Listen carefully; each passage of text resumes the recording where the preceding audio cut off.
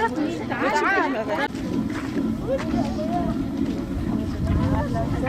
شاء الله.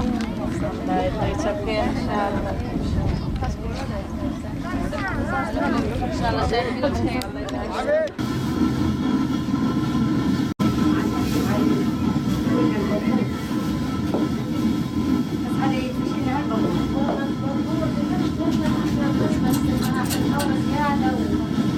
أشكركم على حضور افتتاح جمعية تنور عشتار سكن الحامر.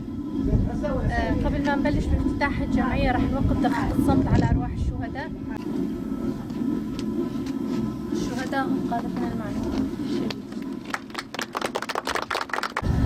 بنبارك بافتتاح جمعية تنور عشتار قرية سكن الحامر، ونبارك لهالنساء اللي جمعوا لافتتاح الجمعية، وخاصة نحن بوقت حساس انه كل يوم نحن اليوم بخطوط الجبهة، يعني كل يوم عم نشوف انه في هجوم من قبل الاحتلال التركي على هالمناطق، عم يحاولوا يعملوا زعزعة حتى امن، يعني متقصدين طبعا هذا الشيء. فنحن بدورنا كاقتصاد مرأة حبينا ندعم هالجمعية، وبنفس الوقت مشان يكون في اقتصاد خاص بالمرأة لتعيل حالها وتعيل عائلتها.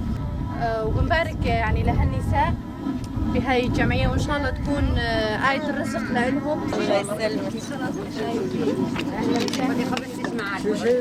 شربينك هوا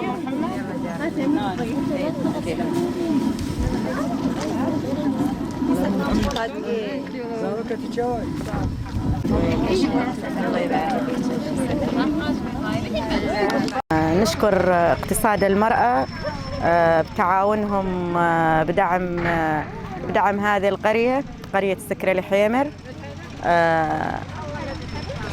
تأمين مادة الخبز. القرية يعني كانت حيل تعاني من قلة الخبز، يعني الخبز ما يجي بالأسبوع مرة طبعا ما يكفي الأهالي. كانوا يعني لدرجة أنه يمكن نقول حتى يوصلوا الجوع يعني للخبز، يعني يجوعون ما في خبز.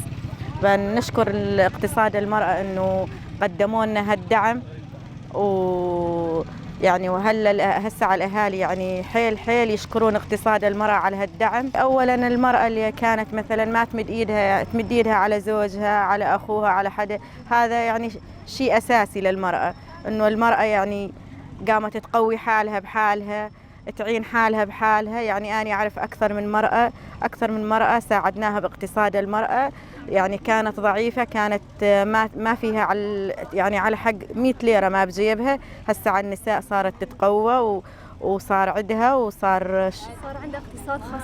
عندها اقتصاد خاص فيها، والحمد لله. ونشكر اقتصاد المرأة على هالدعم. وضمن هذا الحرب الاعتداءات والضرب والقصف، رغم هالشيء هذا المرأة صامدة بهالقرية وما يتحركون من مكانهم، ومبسوطين على اقتصاد المرأة وعلى هالدعم. إذا لا سمح الله صار حرب، صار حصار حول القرية، إن شاء الله بإذن الله جمعية عشتار راح تكون قادرة إنها توفر خبز لأهالي القرية. مردود الجمعية طبعا أكيد هو للأعضاء. الأعضاء يتألفون من 3 وقابل لزيادة 4 5 حسب الحاجة، يعني حسب ما نشوف إنه بوحدة فقيرة حاجة نجيبها. يعني صار 3 شهور والحمد لله 3 شهور التنور يعني ناجح وفعال بشكل جيد، ومردود هالمشروع زاد يرد هالفقيرات اللي يخبزن يكون يعني. وبالنسبة للخبز يعني 400 500 رغيف، نوبات يوصل لل1000 حسب حاجة الأهالي. يعني أقل شيء 400 رغيف باليوم.